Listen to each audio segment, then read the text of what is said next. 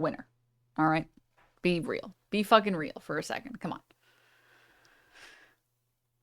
Okay, this one. Yes. I've never seen this video. The homeless crisis in our country has gone from bad to worse. As the crisis deepens, so has the criminalization of homelessness. Oh, wow. This is like less than a year ago. RV after RV parked here because people have nowhere else to go. New data shows that homelessness in the United States is at an all-time high. But there's one country that has redefined how nations can tackle homelessness. Finland is one of the only countries in the world to significantly decrease homelessness. Invisible People traveled to Helsinki to investigate. I was walking areas in the city. If it was America, you would have seen countless homeless people. With the leaders who made it happen. The worse the situation is, the more important it is that you at least start a change. Citizens living in housing first units. Is your life better now in housing? I don't wanna lie, it's not. And everything is better when I live here. And the staff that supports them. A person needs a home, so the other stuff can happen. You can never get so low that we will not be beside you. Housing First comes from USA. We changed the systems completely. We went all in with the Housing First. And same time, this kind of camps disappeared. In America, people don't want to give housing to homeless people. What would you say to them? She would say that it saved her life and it will save others' lives too. And so that's why Housing First is so great, because otherwise she might be dead. Oh, sorry, the captions are on. They're just too low. How has her life changed in housing? She doesn't use drugs anymore, and that's quite big. Work. There's a rhythm in life. Normal life, which is what she wanted. What's the favorite part of your apartment? Bed and the kitchen. What is homelessness like in Finland? Very bad. And it was very scary. Täällä on kylmät talvet. Winters are cold. Pitkiä. And they are long. Homeless is hell in Finland because you're real cold, real wet. Not very nice. But where is it nice? 1990s, we still have 20,000 homeless people. And of course, at some point, there was a real struggle that there were many people sleeping on the streets. And you know, because the winters are really harsh here in Finland, they would also die on the streets. So I think that was a really the wake-up call that we need to do something and change the policies quite slowly. And then we get the rapid phase when we start the Housing First 2008. That's when they went all in on Housing First. They renovated almost all of the shelters into Housing First buildings to give homeless people their own individual apartments. They also built more affordable housing across the country, and it seems to have paid off. In 5 years, we both created the program and halved the long-term homelessness in Finland. Homelessness in Finland has changed quite dramatically since 2008, for example, in the city of Helsinki, which is the capital city. You will not see tents, sleeping bags, or rough sleepers whatsoever. We want to end homelessness, or we want to end rough sleeping. I think, you know, some people would have laughed at us that, you know, that's not possible ever, but, you know, I think we have proved them wrong. We spent days on our own in Helsinki looking for homeless people, and we couldn't find them. It was surreal. So are there really none left? Juha told us this isn't a visible phenomenon, so we needed to go inside to find them. So welcome to our organization, No Fixed Abode. You entered to our day center Vepa, where people who are sleeping rough, they can come here. And this is kind of living room. We serve every day a warm meal, mainly the peer support and also the professional guidance how to find apartment. The Housing First started in our organization, and we are still running the first Housing First unit, Sallikoti, here in Finland. How does this connect with the city services? Our functions are separated from the city services. We do lots of collaboration with the city. People who are doing the outreach work come here in regular basis, and we share information and kind of like what is going on with people who are sleeping rough. Onko kaikki ihan ok? Ei mitään hätää, ei tarvitse meidän takia nousta. Hello, I'm doing street work in streets of Helsinki. I want to invite you to see outreach work.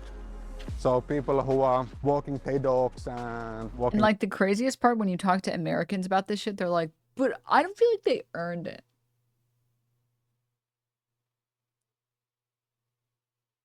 Dog. Those are people. Those are fucking people.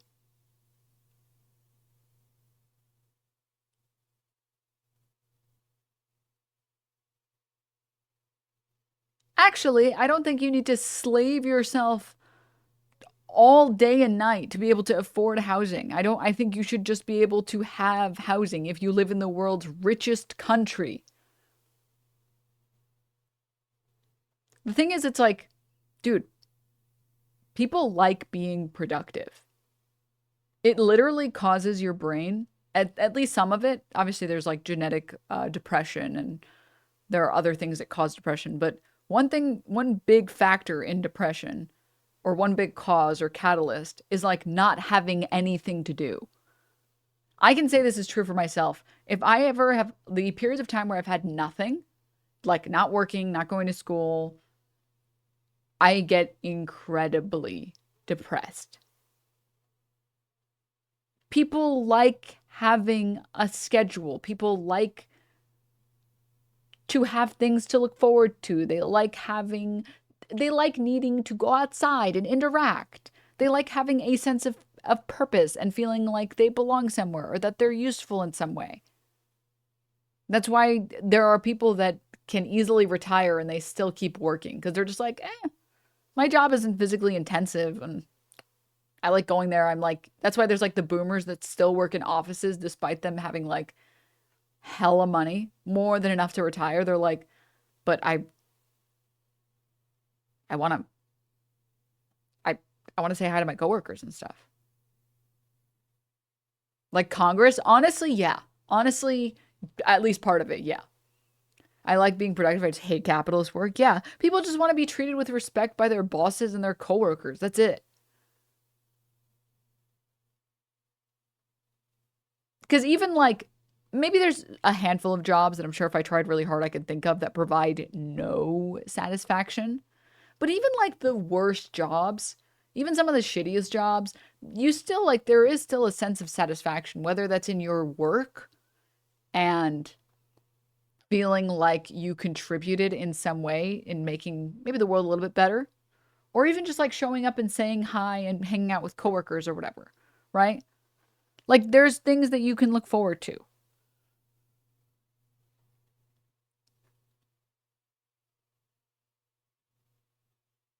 Capitalism inflicts selfishness, so they get mad when people who barely work get things that they couldn't get, so they lash out or think no one deserves them but them. It's so weird. Saw a homeless guy about my age with a dog crouching on the floor, freezing in front of a store. To me, that's a visualization of capitalism. Pukers. It's not like it wasn't their shelter. You just aren't allowed. Yeah. It's not like, sorry, it's not like there wasn't shelter. You just aren't allowed. Yeah. Around, if they find tents, they maybe make a call. Sometimes we find a new one, get informed for a new place. Yeah, it's really under a bridge. Of course, it's so different before 2010 because there was so much people rough sleeping in this kind of tent camps. 2010 and 2013 have built many new places, and same time this kind of camps disappeared. Housing First is an idea where people have their own rental contracts and own homes, and they also get support in the housing. Earlier it was like that you had to kind of like earn to get a house. You had to like rehabilitate from abuse problems and things like that. But the Finnish people let one important truth guide their policy. It's kind of impossible to rehabilitate from the streets. So a person needs a home. So the other stuff can happen after that. Everyone needs a home. We try to make sure that everyone gets that opportunity. What? And that's huh? What? What? Huh? You mean that it's not easy to become it's not easy to get a job when you're homeless and don't have a phone or an address. What? Wait, what? Are you serious right now? No, that's woke for sure, for sure, for sure, for sure. Sounds incredible, but we wondered, how can Finland possibly keep up with the demand? Aren't more people falling into homelessness every day there, too? So we asked Finland's former housing minister, who spearheaded the entire project. The housing market do not work perfectly. We need also to regulate part of the markets, not the whole, not at all. And the way we have done it has been in Helsinki, that we have built affordable housing where both the federal state and the city subsidizes this construction actually quite a lot. So this is one of our buildings, constructed by Y Foundation, Y-säätiö, and it's meant for people with low income. We have built this one actually together with the Living Music Association, which means that there is certain parts of the apartments are reserved for low income rock musicians. There is a rehearsal space for the musicians and those kind of things. So the city of Helsinki has decided that there has to be at least 25% affordable housing. So people with different backgrounds, different income levels, they share the same playgrounds and same services. And I'm really proud that the city of Helsinki has decided to do that. So affordable housing is dedicated to reduce homelessness and give low-income people a chance to get a flat even in the cities. But then that is not the way you can tackle the severe homelessness, and there you need different kind of methods. We then had the Housing First concept. We are in a housing unit Pessi right now. Our tenants who live in this floor, they can make food together, and they also take care of the floor cleaning and such kind of things. Just moved in. They come to my penthouse. That's my koti. It's his home. This is my home. How long was he sleeping rough? He left his step-parents when he was 15, and he was living in a hallway. How long has he been in housing? 13 years. 13 years in housing. Is this his longest time in housing? This 15 years is the longest period ever. How has his life changed in housing? No. His life is more orderly right now because he doesn't use constantly drugs. He's doing substitute treatment for opioids. Or how did you survive homelessness, especially in the cold? He knows how to open doors without a key. He had some kind of like tool, so he knew how to go the hallway. So he slept in doorways. Some kind of tool. In 1985, in the city of Helsinki, there was around 2,000 shelter beds, and now the number is 200. There is still rooms that you share with 2 or 3 different people and so on. If the solution for you is scattered housing or a housing first unit, you are not waiting in a shelter or on the streets. Then the time that you need to wait that apartment and support to come available. Like, the most, I think, disgusting part about it is, like, you really don't need a lot of money to help someone have housing, clean food, and clean water. It's not that expensive.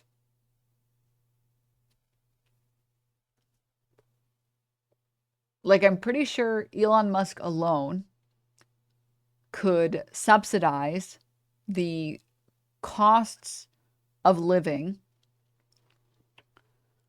Or like if the state had like a program for housing first and they offered everybody housing and food and water.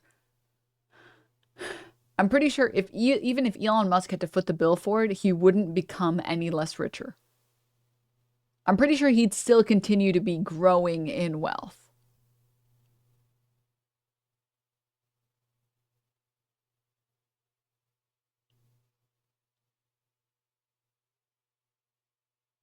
But you don't understand. He still needs his 500th yacht, okay? He just needs Grimes to love him first, okay? He needs his hundreds of billions of dollars so that Grimes will finally love him.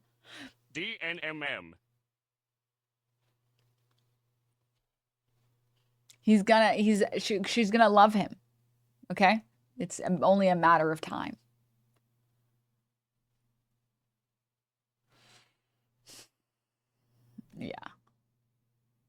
Wasn't there an old program, or wasn't there a program trying to get old malls converted into living spaces? I'm pretty sure they did that. I didn't ever follow up with it, so I'm not sure how it played out. But like, you can use anything for housing. As long as there's a door and there's a restroom, like, you can use anything for housing. It's people need to have a place that they can go. That's theirs.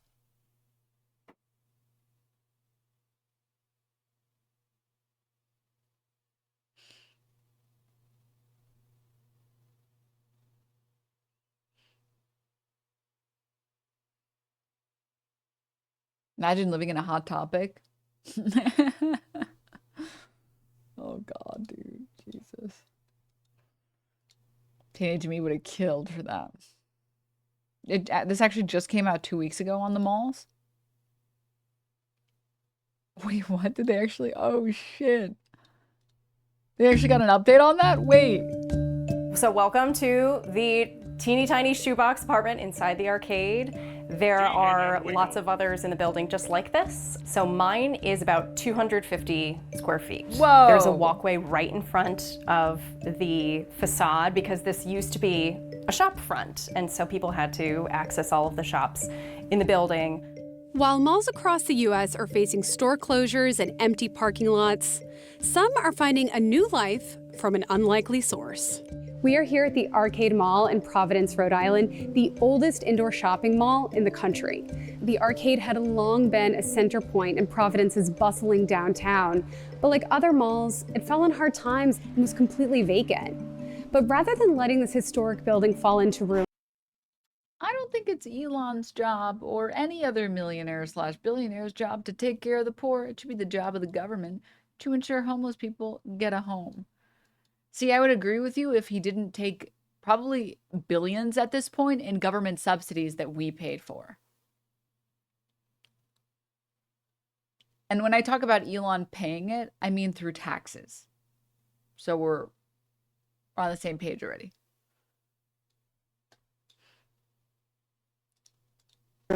developers came in and decided to build 48 micro-lofts here on the second floor and up here on the third floor.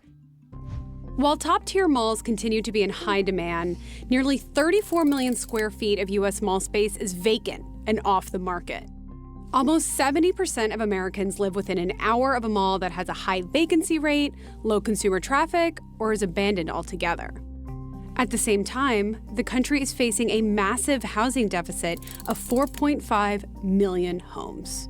There's a housing problem in a lot of markets across the U.S., right? This is an opportunity to find land and have a built-in customer base to get people into the mall. Monday through Friday. There's not, by the way. It's not. Don't. I'm not going to get into this, but the housing crisis is bullshit. We have how many millions of homes that are empty? Again, not going to get into it, but just know that that's horseshit. This is really busy down here. It's definitely, people in the offices working, getting lunch or whatever, and my barber's downstairs. As of January 2022, at least 192 U.S. malls plan to add a housing component. The U.S. has about 1,100 regional and super-regional malls, about 8.5% lower than 2015. So, can new housing developments help revive the classic American mall? And what's it like to live inside one?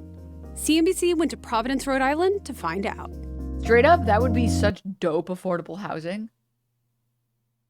If it was like properly soundproofed.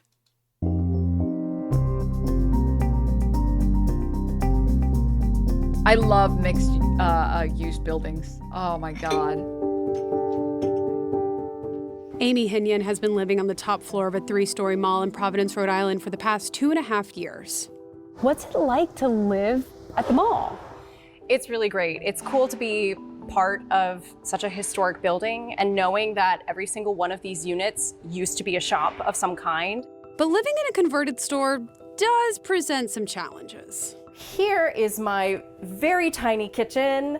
It is very small, but it is workable. And one of the interesting things about the units in the building is that because of codes, you can't have any cooking devices with an open flame.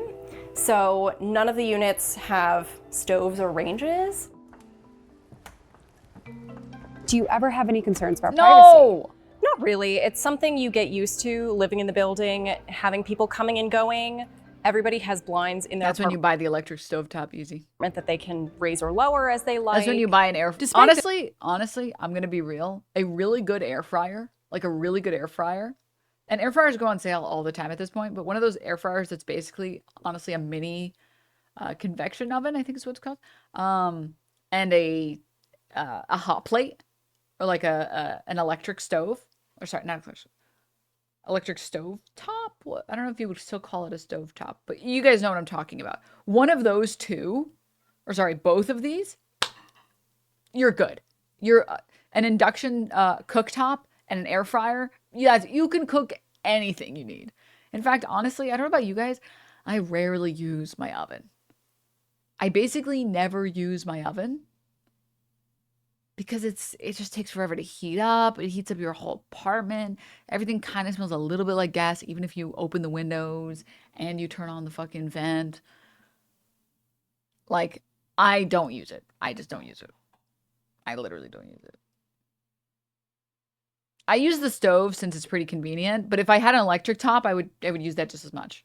How do you make pizza? My air fryer, I bought it for like $60 and it's big enough to fit like the personal pizzas. And I'd never buy bigger than personal pizzas. So if I ever needed to make a big pizza, which I don't, then I would throw it in the oven. Those challenges, residents say having access to shops and restaurants makes living at the arcade a unique experience.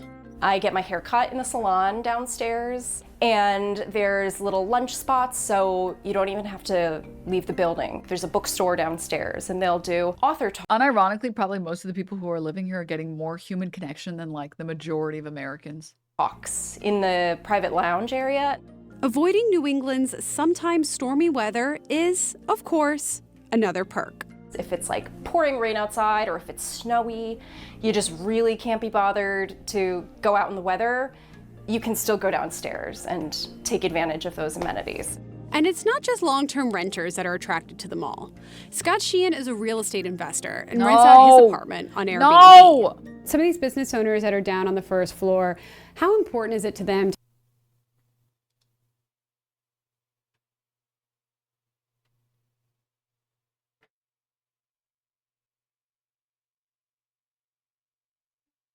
God, give me strength. God, give me strength. to kind of have a built-in customer base with these residents on the second and third floor? I know a lot of folks are very loyal to, many of the bars, restaurants, clothing stores downstairs. So, the business folks downstairs definitely are interested in maintaining that relationship with the residents. You definitely feel like you're... Why so aggressive, chatter? Why would you want me to read your previous messages where you're being so rude? What the hell? That's not a positive thing, like at all, ... It's not going to be affordable. Are you high? No, I'm going to cry because you're being mean to me. Okay? That's what I'm going to do. All right? It's not very Sigma of you to be rude, to be bully like this. It's kind of messed up, actually. It's kind of messed up. You're part of the community more so than if you were just in a standard apartment building. It has been interesting with people trying to unlock my door thinking that this is an Airbnb apartment. So sometimes you have to deal with the public more than you would in a regular home. But for me, that's a small compromise.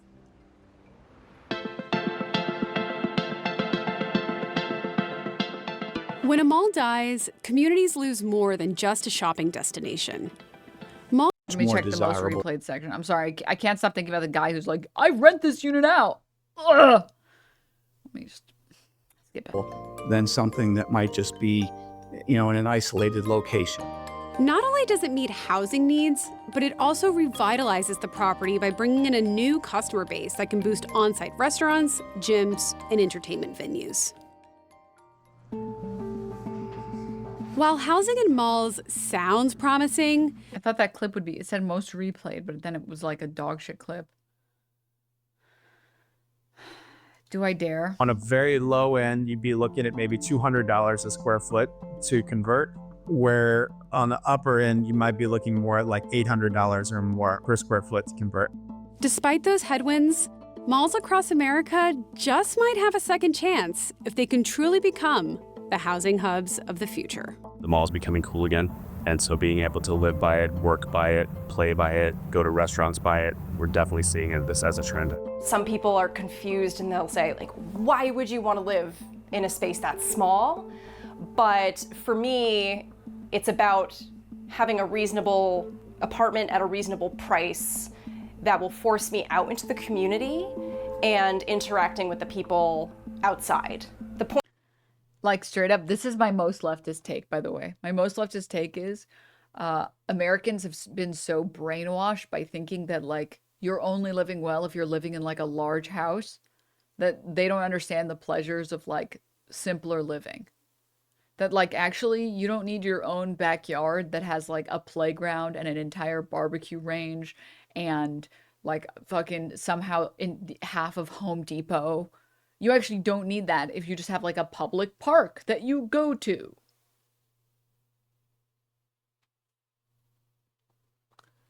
It's actually not necessary.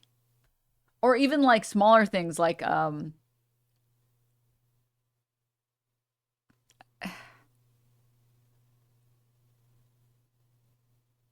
everyone wants that, for real. Yeah. Like a room. No. No, not like a room for crack. No. Like a room for crack. No.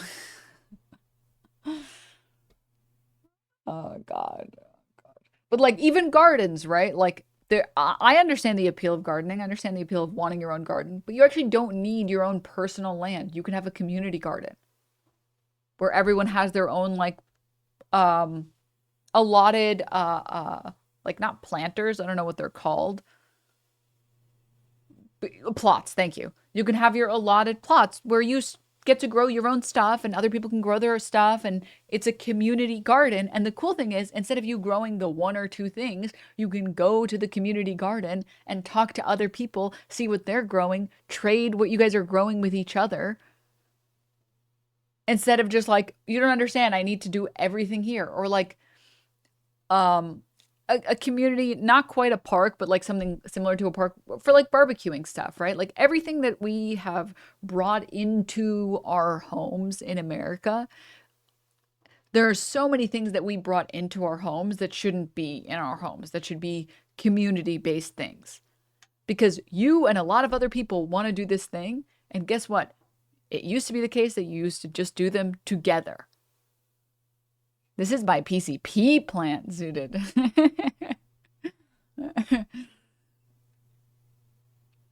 Recreation area. I don't know. They're all called parks out here. She's talking about crack. I love my community meth lab. Siv, thank you for the tier 1. My friend's mom has one. They grow so much. At least 4 of her friends' families can eat from it all summer long. It also doesn't bring up the fact that, like, or sorry, that's not even talking about the fact that, for example, fruit trees, they take a long time to mature. And when you have one, they make way too much food for one family. Anyone here who's ever known someone who's had like a fruit tree, a fully grown fruit tree that had like 2 decades to grow, it produces more fruit than anyone can eat. Like apple tree, orange tree, apricot tree, fucking fig tree, lemon tree, name it. It just produces too much fruit. Most of the time when I would see these fruit trees in my neighborhood, almost always when it was in season, people would just put out baskets filled with the fruit and be like, please take, we have too much. Like, how many apples can you fucking eat, dude? I had a lemon tree this year. We yielded like 40 lemons. We gave a bunch away. And I imagine that's not even like that big of a lemon tree, because I've seen lemon trees that are like pretty massive and they probably yield at least 100 lemons per season. At least. You can't keep up with it. Eventually they just start falling and rotting on the floor. Even if you're like picking all of the apples and you're making apple pie and apple strudel and you're eating the apple fresh and you're making apple juice and it's just too much. Guess what? Having like a community garden solves that problem. Everyone can come participate and can take from this thing that normally one family could not consume all of it. Cans of pie filling. Yeah, even if you make 1 million fucking jars of jam, it's still, you can't. The other benefit, of course, with like having a community garden is like ideally you would test the soil so you know that the soil is super clean and not polluted. Whereas if you're growing it in your garden, you might have polluted soil in your garden. My neighbor just shows up with a bag of avocados when they're in season. It rules. That's dope as shit, dude.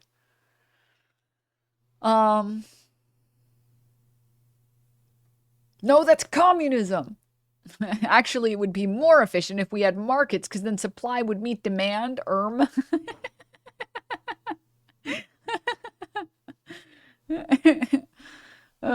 God. Also, it sucks because the guy who invented malls was a socialist and wanted to fix urban sprawl because his prototype had to make money to work in a capitalist society. They only built shops and no housing. Housing was supposed to come later, but he got no support. His dream finally coming true after 70 years. Yeah, I mean, you're not supposed to live miles away from the nearest shopping center or coffee shop. Call me crazy. Call me a communist, but I think 15-minute cities are based, actually. Actually, I think it's based. I think going to your coffee shop in the morning and getting a little coffee is based. I think it's based, actually. Okay, Denims, but how am I supposed to feel safe around, you know, people of color? You're so right. You're so right. Spoken like a true American. Amen. God.